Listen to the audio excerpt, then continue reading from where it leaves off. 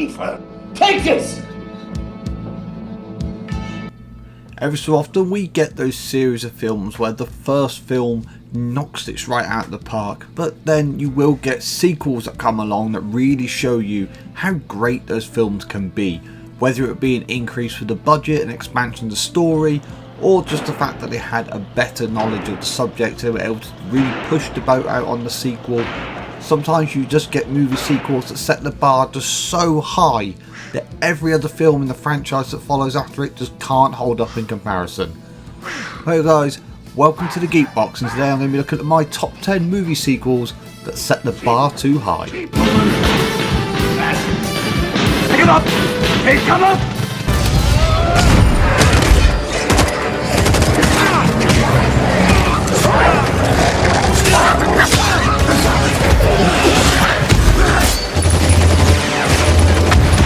Starting us off is Infinity Wars. Now, obviously this was very late into the Marvel series, and we had a lot of awesome Marvel films before then. We had Iron Man, we had the Thor films, especially Thor Ragnarok, that really did set such a high boundary, but Infinity Wars was such a great collection of all those stories coming together that ever since then, even the finishing off with the Avengers, no film has been able to touch the whole feeling that Infinity Wars gave to the Marvel universe.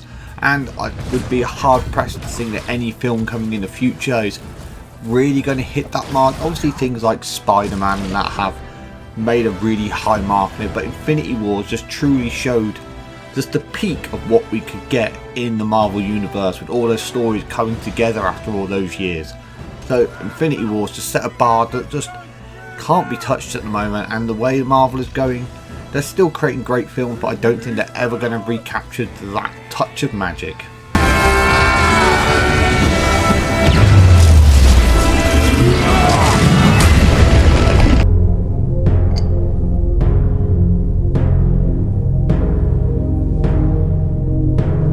Hả? 那我就先去抢个头彩。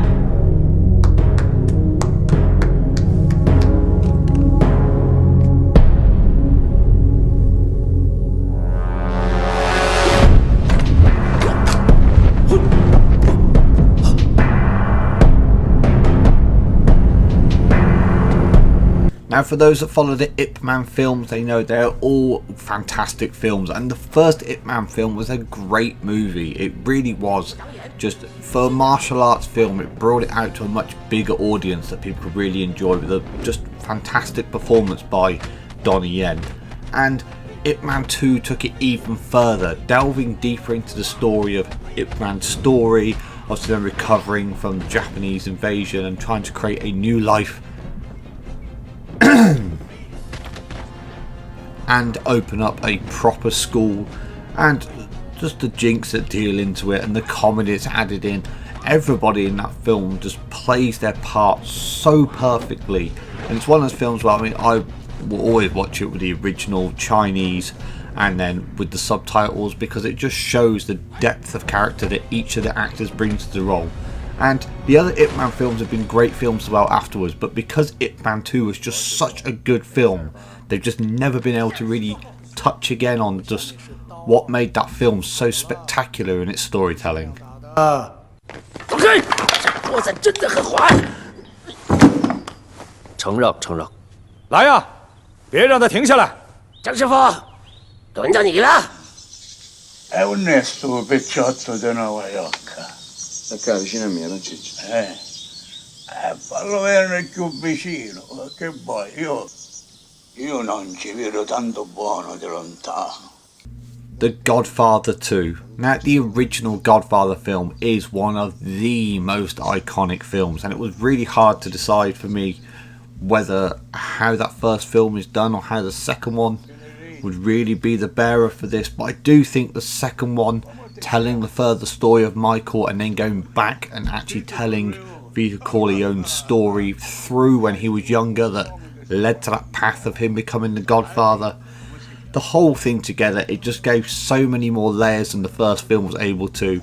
Going further into things that happened in the first film, explaining them further, it just it worked properly as a second part of the first film, So when The Godfather 3 came out, although it was a good film in its own right, because of the level that was set by the second film, the third one just couldn't touch up to it. And unfortunately, it actually did a small amount of damage to the franchise, I think, for a lot of people.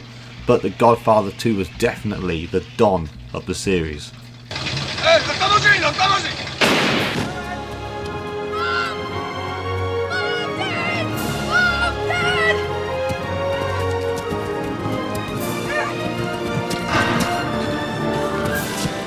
I knew it! Jurassic Park 3. This was a really tough one to pick from for me, because Jurassic Park 1 was an amazing film, and I actually do believe that 1 and 3 are as good as each other.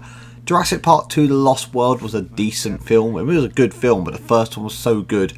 I remember watching number 3 and being shocked at how good number 3 was.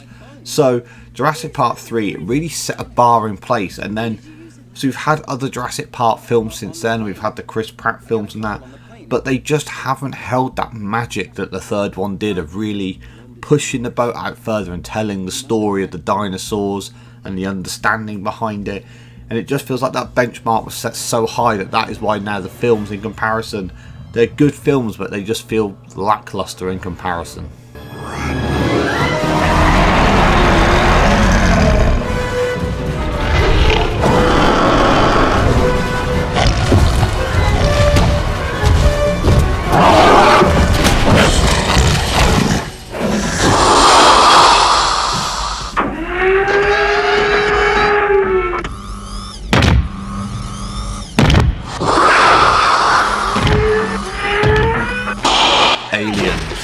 Alien 1, amazing film, and Alien 3 was a great film as well, but Aliens, that was where they absolutely nailed it on the head. The mix between telling that story of Ripley becoming scared and becoming a fighter, and really then pushing back to try and survive the horror of being trapped with multiple aliens, not just the one xenomorph instead.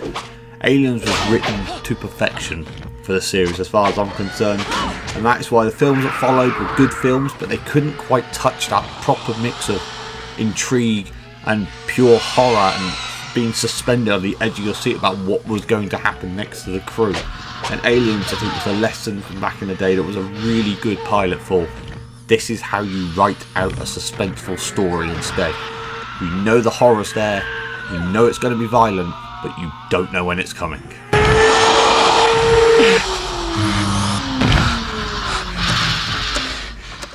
Now I see the funny side. Now I'm always smiling. A little fight in you. I like that. And you're gonna love me. Batman, The Dark Knight. That's all you need to know. We'll go further to it, but it's the Joker film out of the Chris Nolan series. It was where Christian Bale nailed the character perfectly of Batman. Heath Ledger just got the Joker. Even now, the interpretations of the Joker that are taken are influenced heavily by the version that was put in The Dark Knight. And even when they start off with following the comic book version of Joker, that manipulation of what the Joker would really be as a person, where he's obviously crazy, but he's not so insane that he's out of control of himself. Everything about that film came in perfect. And then the follow-up Batman films were great. Like, the introduction of Bane was a great character, but I think it almost got watered down because the expectation was set so high by how good The Dark Knight was and how good that character placement the Joker was put into the film, that now any Batman film, not just from that trilogy that follows, is going to struggle to really present itself in that higher standard. Safe. Thank you. My Lord Elrond, I come on behalf of one whom I love.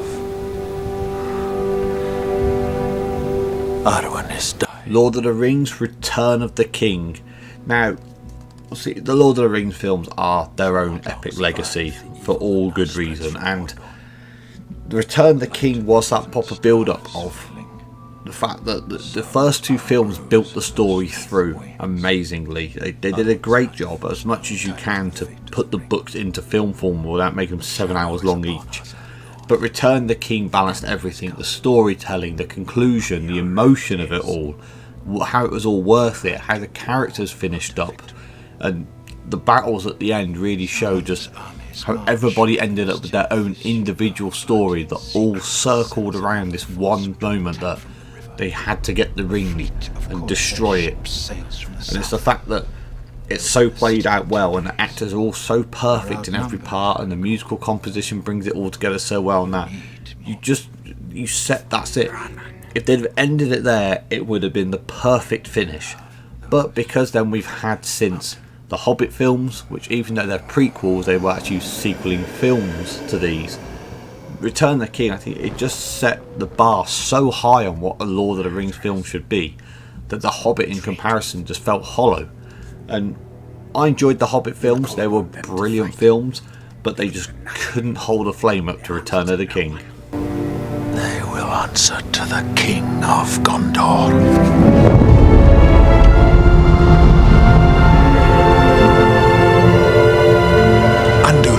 Flame of the West, forged from the shards of Narsil.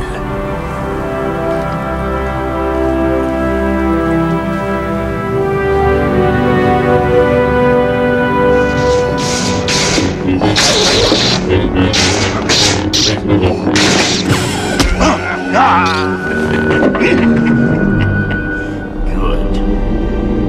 Use your aggressive feelings, boy. Let the heat flow through you.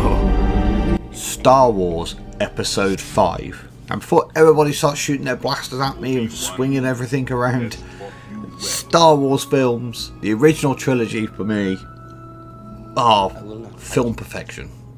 The prequels, amazing films. Not as good as the originals, but they really ramped up the energy of the films with the pod racing and how the battles were conducted, etc. The new Star Wars films, not so much of a fan. Good films in their own right, actually really good films in their own right, to be fair, but I think because Star Wars has had such a deep legacy, it just couldn't hold. And Episode 5, Revenge of the Sith set that bar. Episode 4, amazing film, watched it a million times, will a million times more. Episode 5 just made those films. That's the film that set the legacy. It's the famous whole thing with Vader's reveal. The fact that you get to see how the Sith pushed back, you get to see the falling apart of how the last hope, Luke Skywalker, could he actually make that difference? How the rebellion had to move forward from its crushing defeat that it first faced in 4, and obviously got attacked in 4, and then in 5 they just got attacked in 5. The opening scene, Battle of Hoth. I mean, I could sit and do a separate video just probably about this film by itself. You can tell by my rambling as a Star Wars fan.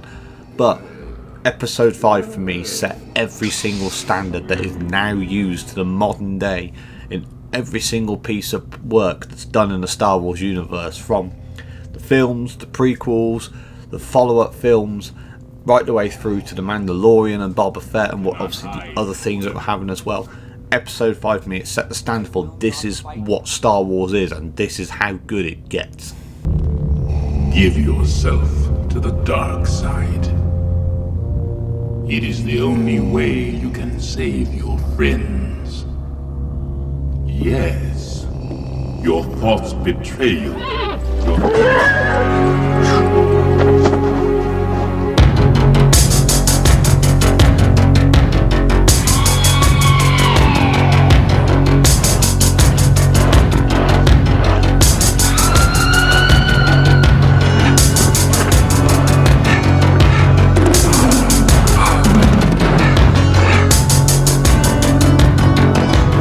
Rocky 4, again another tough one, because Rocky 1, amazing film. Rocky 2, amazing film. Rocky 3 wasn't as good as those two, so I thought I could pick 2. But then Rocky 4, it's the Rocky film. Rocky versus Ivan Drago. everything, the music in that film, the settings, the acting. I think this is, for the Rocky films where Stallone peaks as the character as well, obviously Dolph Lundgren playing Ivan Drago was just a beautiful touch in the whole film. Just the emotions of him realising he can't just keep going, but he has to fight on. Rocky IV nailed it for like that style of film. I would say that's the template, but that was it. That was the film for boxing films as far as I'm concerned. And that is why I think 5 and Creed films, they just haven't held the flame. 5 and 6, they've been great films, but they just haven't held the flame because Rocky IV was just such a good film with such a high standard that they just couldn't recapture that magic. It's almost like they burnt it all out in that one bright star. So Rocky IV for me was the Rocky film.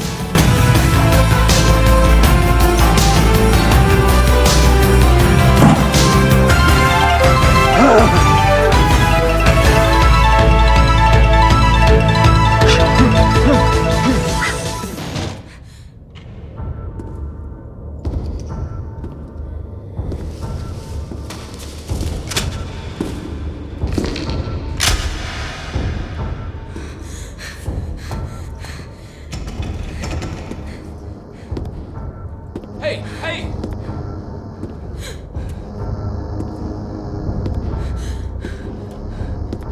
Get down. Terminator 2. I had to pick this for the top one. It's the love-hate thing with Terminator. Terminator 2, I will admit, is my favourite film of all time. And it's just what set the bar. For me, for films in general, Terminator 1, what a film. Amazing film. Terminator 2 just took everything to a whole new level. I mean, the switch of having the Terminator become the good guy for a start, and then introducing the T-1000, just the whole storyline, introducing John Connor and that as well. It was all just done to absolute perfection. It still has an impact on film culture to this day.